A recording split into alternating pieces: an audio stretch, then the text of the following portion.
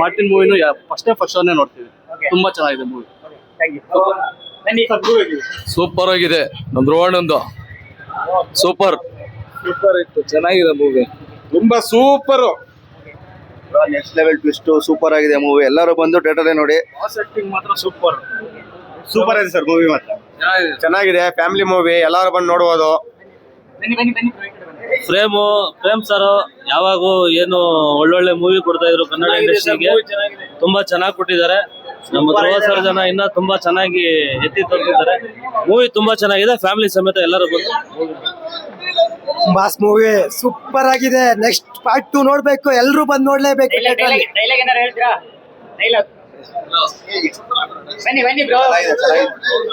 Super ಆಗಿತ್ತು.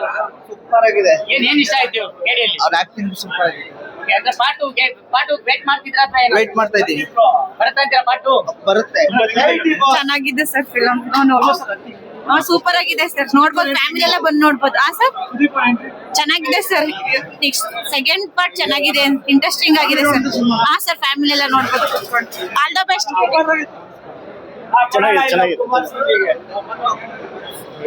ಅಣ್ಣ ಇವಾಗ ತಾನೇ ಫ್ಯಾನ್ ಶೋ ನೋಡ್ಕೊಂಡ್ ಬಂದ್ರಿ.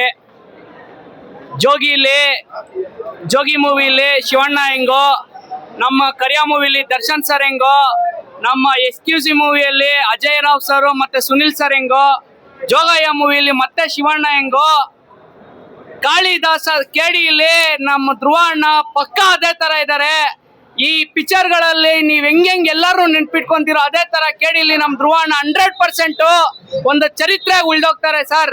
ಹಿಸ್ಟ್ರಿ ಯಾಕಂತ ಹೇಳಿದ್ರೆ ಯಾರ್ಯಾರು ಹೇಳ್ತಿದ್ರೋ ಮಚ್ಚಿಡಿಯಕ್ ಬರಲ್ಲ, ಫಸ್ಟ್ ಟೈಮ್ ಮಚ್ಚಿಡಿದಾರೆ ಅಂತ ಹೇಳ್ತಾ ಇದೀರೋ, ದಯವಿಟ್ಟು ಬಂದ್ ನೋಡಿ ಸರ್. ಮಚ್ಚಿಡಿಯೋದ್ ಹೆಂಗಂತ ಹೇಳ್ಕೊಟ್ಟವ್ರೆ. ಆಮೇಲೆ ನಮ್ ಬಾಸು ಈ ಮೂವಿಲಿ ಒಂದು ಒಂದ್ ಡೈಲಾಗ್ ಹೇಳವ್ರೆ, ಮೂವಿಗಳು ನೋಡಿದ್ರೆ ನಾವು ಅದ್ ಹೇಳ್ತೀರಿ, ಗಂಡ್ ಗಾಬರಿ ಆಗಿ ಹೋಗ್ತೀರಾ. ಏನ್ ಹೇಳಿ?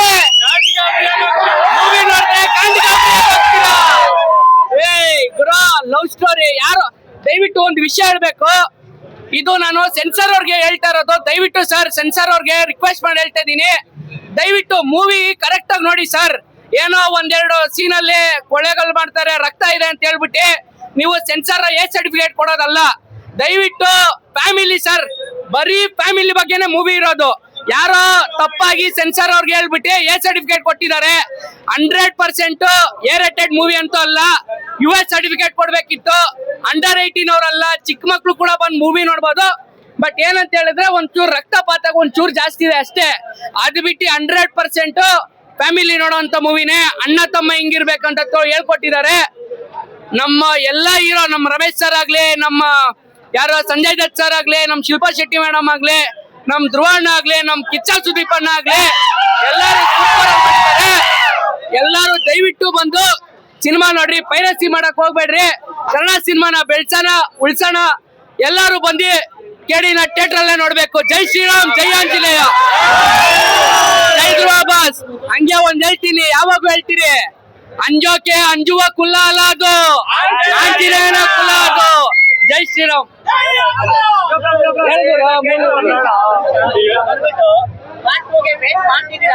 ತುಂಬಾ ಸರ್ ಪಾಟು ಹೇಳ್ತಿಲ್ವಾ? ನಮ್ ಬಾಸ್ ಆಲ್ರೆಡಿ ಎಲ್ಲೇ ಇದ್ರಲ್ಲಿ ಇರ್ತಾರೆ, ಜೈಲಲ್ಲಿ. ಏನ್ ಮಾಡ್ತಾರೆ ಅಂತ ಫುಲ್ ಕ್ಯೂರಿಯಾಸಿಟಿ ಇದೆ. ಅದು ಬೇರೆ ನಮ್ ಧ್ರುವ ಅಣ್ಣ ಬಂದ್ಬಿಟ್ಟು ಸುದೀಪ್ ಸರ್ ಹತ್ರ ಸ್ಕ್ರೀನ್ ಶೇರ್ ಮಾಡವ್ರೆ. ಸೊ ಸುದೀಪ್ ಸರ್ ಹೆಂಗ್ ಆಕ್ಟ್ ಮಾಡ್ತಾರಂತ ತುಂಬಾ ಟ್ವಿಸ್ಟ್ ಆಗಿದೆ ಸರ್. ಸೊ ನೆಕ್ಸ್ಟ್ ನನ್ಗೊತ್ತಿರೋ ಪ್ರಕಾರ, ನಾವು ಮೂವಿ ನೋಡಿರೋ ಯಾರೋ ಆಡಿಯನ್ಸ್ ಪ್ರಕಾರ, ನೆಕ್ಸ್ಟ್ ಮೂವಿ ಇರೋದು ಸುದೀಪ್ ಸರ್ದು ಮತ್ತೆ ನಮ್ಮ ಧ್ರುವ ಅಣ್ಣದು ಸ್ಕ್ರೀನ್ ಶೇರ್ ಆಗಿರುತ್ತೆ. ಸೊ ಎಂಟೈರ್ ಕರ್ನಾಟಕ ವೆಯ್ಟ್ ಮಾಡುತ್ತೆ ಸರ್, ಬರೀ ನಾವಲ್ಲ. ಸುದೀಪ್ ಸರ್ ಫ್ಯಾನ್ಸ್ ಆಗ್ಲಿ, ಧ್ರುವ ಅಣ್ಣ ಫ್ಯಾನ್ಸ್ ಆಗ್ಲಿ ಅಬ್ರ ಮಾಡಾಕಣ ಸರ್ ನೆಕ್ಸ್ಟ್ KD2ಗೆ.